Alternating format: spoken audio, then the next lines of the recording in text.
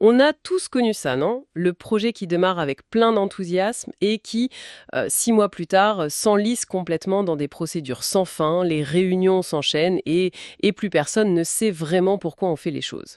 Aujourd'hui, on va justement décortiquer un peu ça, la gestion de projet, mais en sortant des sentiers battus. On va laisser de côté les modèles très classiques, très mécaniques, pour explorer des approches beaucoup plus humaines, collaboratives. Et pour ça, on s'est plongé dans une pile de documents qui sont vraiment passionnants. On a de la recherche universitaire assez pointue, des retours d'expérience d'entreprise et même des fiches pratiques très très concrètes. L'idée, c'est de comprendre pourquoi les méthodes traditionnelles craquent un peu de partout et de voir comment une nouvelle philosophie qui met le pourquoi avant le comment peut tout changer. Et pour bien commencer, on va s'attaquer à un monument, un vrai mythe. Une des méthodes de planification les plus connues au monde, le PERT, né en pleine guerre froide pour un projet militaire colossal. Et on va voir que peut-être ce n'était pas du tout l'outil miracle qu'on a voulu nous faire croire. C'est exactement le point de départ. Quand on parle de gestion de projet classique, on pense tout de suite aux grands standards. Le PMI, Prince2 en Europe, et les sources nous montrent bien que ces approches sont construites sur une logique d'échange, un peu transactionnelle. Une sorte de donnant-donnant, c'est ça? Chacun vient au projet avec ses objectifs et on négocie les ressources, les délais. C'est très rationnel, très procédural. On planifie, on maîtrise, on gère les parties prenantes comme on gérait un budget en fait. Exactement. Et ce qui est fascinant, c'est de voir d'où ça vient. L'une des sources, un article de Sylvain Lenfle, nous fait remonter le temps. Direction les années 50, au cœur du projet Polaris de l'US Navy. Le contexte est, il est explosif. Il faut développer en urgence un missile thermonucléaire. Ah oui, celui qu'on pouvait lancer depuis un sous-marin. La pression de la guerre froide au maximum. C'est ça. Et c'est de là que sort la fameuse méthode PERT. Attendez, une seconde. Ce que les sources nous disent, c'est que l'un des outils fondateurs de la gestion de projets modernes, ce fameux PERT, c'était du marketing politique en fait, une façade pour rassurer les financeurs. C'est exactement ça. C'est ce que l'historien Harvey Sapolsky a appelé le mythe de l'efficacité managériale. Ces recherches sont sans appel. Sur le terrain, pour la coordination réelle entre les équipes, le PERT n'a quasiment pas été utilisé. Ah bon? Son rôle était ailleurs. C'était un outil de communication externe pour impressionner le Congrès américain, pour montrer que ce projet fou était parfaitement sous contrôle. C'est incroyable. Il y a une citation dans les documents qui m'a vraiment marqué. Un des ingénieurs interviewés a dit que pour la coordination, le PERT était aussi efficace que la danse de la pluie. En gros, de la superstition managériale. Une façade de rationalité. Voilà. Et ce décalage initial, ce péché originel entre l'outil de contrôle et la réalité, il a des conséquences désastreuses aujourd'hui.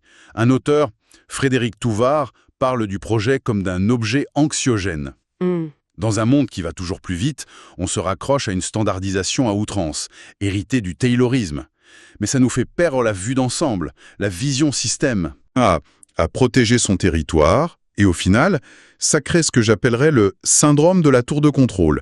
Le chef de projet est seul, avec ses écrans, ses KPI, complètement déconnectés du terrain. D'accord, le tableau est assez sombre. On a des outils qui ne fonctionnent pas et qui génèrent de l'anxiété. On fait quoi alors? On jette tout?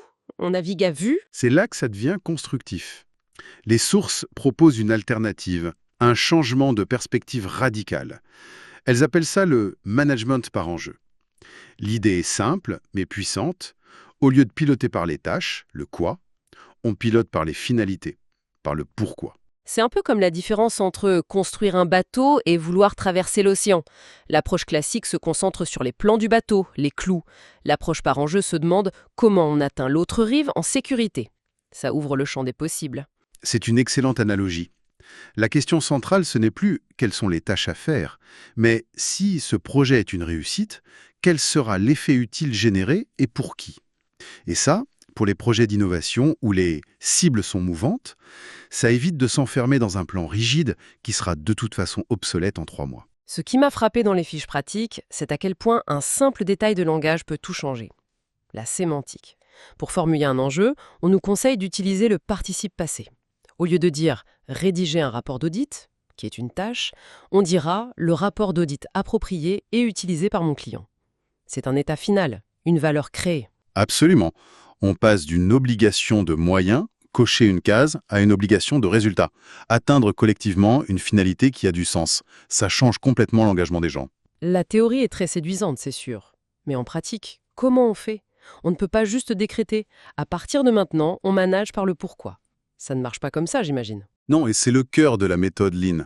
Tout repose sur la co-construction. Il y a une phrase dans les textes qui résume tout. Ce n'est pas parce qu'une vision du projet est lumineuse que l'équipe est engagée. Ah oui.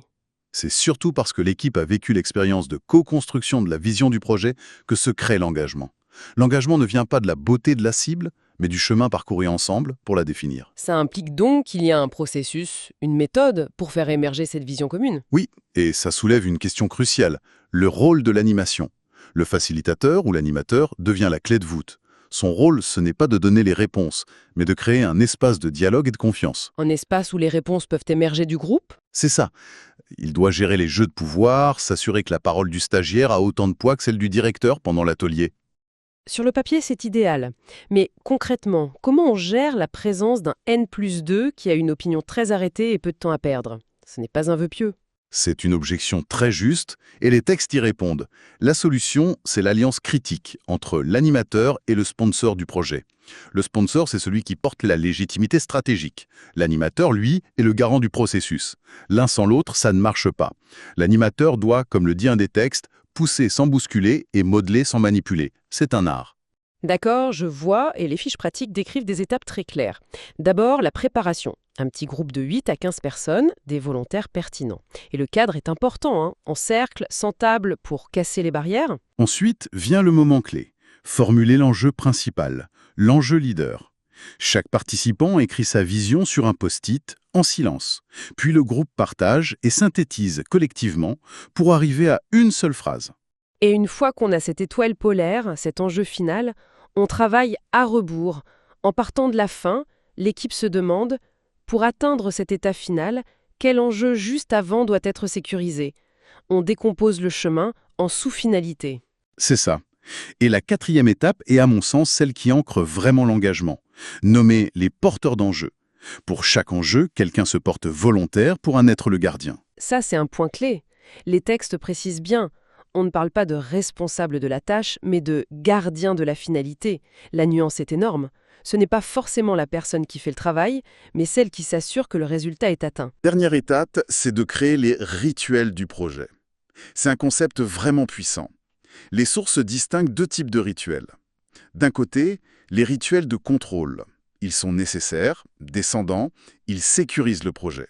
Le reporting, les comités de pilotage, c'est le cadre. Et de l'autre, les rituels de confiance. Eux, ils sont co-construits par l'équipe, pour l'équipe. Ils ne servent pas à rendre des comptes, mais à s'entraider. Les exemples sont très parlants. Il y a le tableau des cauchemars, un simple paperboard où n'importe qui peut écrire un problème qui le bloque. Avec l'engagement d'une solution sous 48 heures. J'ai adoré cette idée. Ou la réunion coup de pouce, un point très court où chacun peut dire « je suis en difficulté, qui peut m'aider ?» Ça crée une vraie solidarité, basée sur la confiance. Bon, tout ça est très cohérent. Mais est-ce que ça marche dans la vraie vie? Le reality check. Les études de cas sont plutôt éclairantes. Prenons l'exemple d'Inodico et de son lab d'innovation. C'était un cas d'école. Une équipe brillante, multidisciplinaire, mais avec des visions qui partaient dans tous les sens. La méthode leur a permis de se confronter et de s'aligner sur une finalité commune. Le responsable du labo, Vincent Ducroix, a jugé cette confrontation initiale extrêmement bénéfique. Et le plus fou, c'est qu'il dit que les enjeux définis à ce moment-là sont restés robustes et d'actualité 5 ans plus tard.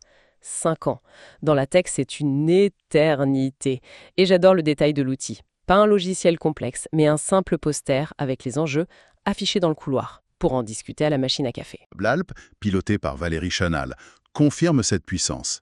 Elle souligne que l'approche a permis de maintenir le projet à un niveau stratégique. Mais, et c'est crucial, elle pointe aussi les défis. Ce n'est pas une baguette magique. Oui, elle explique bien que le quotidien, l'avalanche de tâches d'email, a une tendance naturelle à reprendre le dessus. C'est humain. On gère ce qui est concret, visible, immédiat. C'est ce qu'elle appelle le poids cognitif. C'est un effort constant de devoir s'élever au-dessus des tâches. Et la conclusion importante, c'est que le management par enjeu ne remplace pas la boîte à outils classique. Les deux sont imbriqués. L'un donne la direction, le pourquoi, l'autre les moyens, le comment.